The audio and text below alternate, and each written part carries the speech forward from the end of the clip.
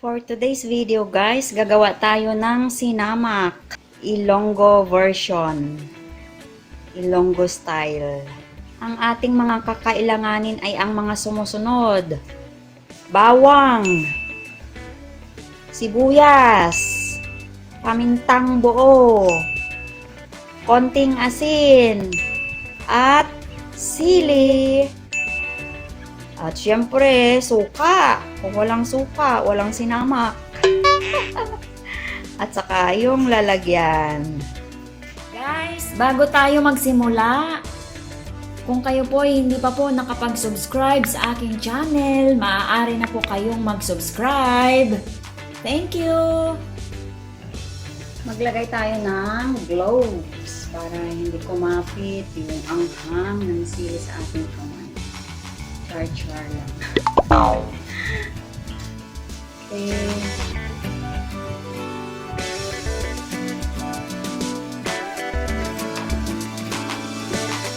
Ilagay na natin itong sibuyas.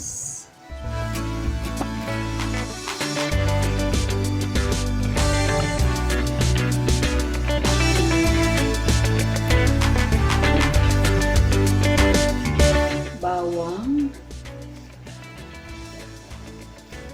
Buo-buo lang guys.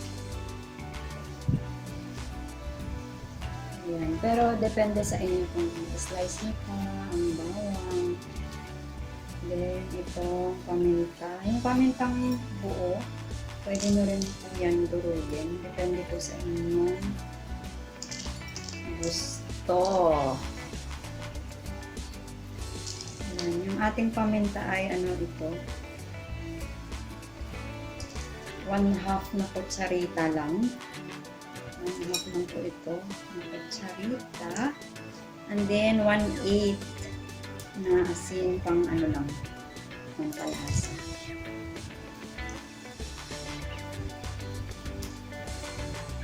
Konting-konti lang ng asin.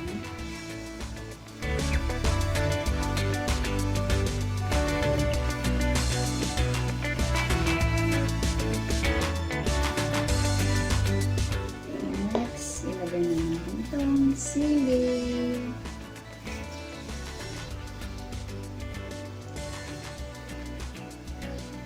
Binilang po ito 40 piraso. Ayun, nalaglag. Wala pang 1 minute.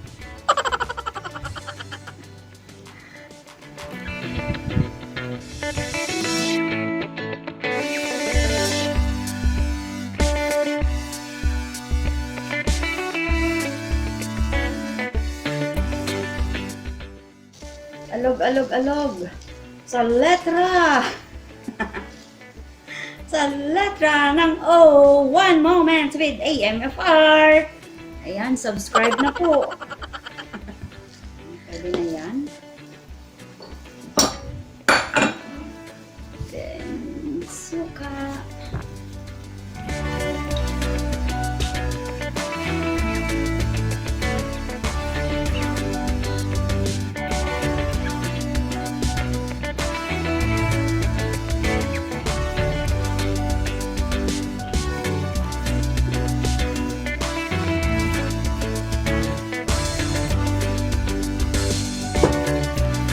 Wala, meron na tayong sinamak. Ilonggo version. Ilonggo style. Pag mga inabot na ito ng 3 days, yung sarap na ito guys. Nakababa na siya ng 3 days. Okay, yan po siya. Sinamak. Sinamak in 1 moment with AMFR. Ilonggo-Style.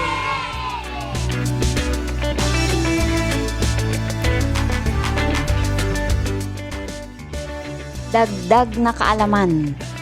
Strictly speaking, ang sinamak ay suka na pinasarap ng dahil sa pagbabad sa kanya ng sili, paminta, sibuyas, bawang, asin, at kung minsan ay luya. Kapag nakababad na ang mga ito sa suka, sa loob ng mga ilang araw, ang aroma ng bawat ingredient ay humahalo na sa suka.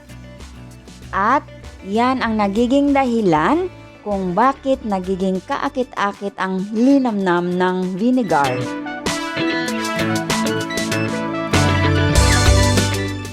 Mababanggit na isa sa mga atraksyon ng sinamak ay ang sili. Kasi maraming tao ang may hilig na gumamit ng sili habang kumakain.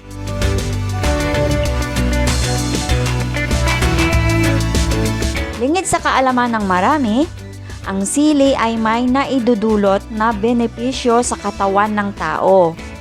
Ang sili ay may malakas na antimicrobial properties.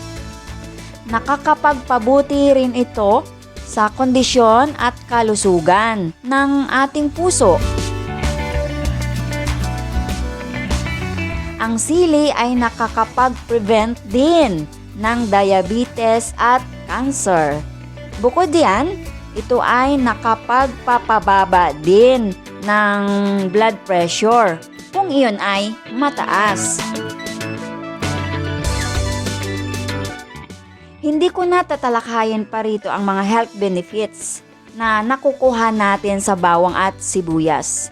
Hahaba lang kasi ang discussion. Nais kong linawin na ang sinamak ay version ng mga Ilonggo.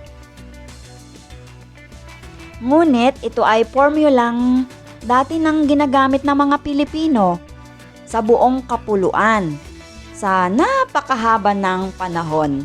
Okay? So, that's sinamak. Thank you! Bye-bye!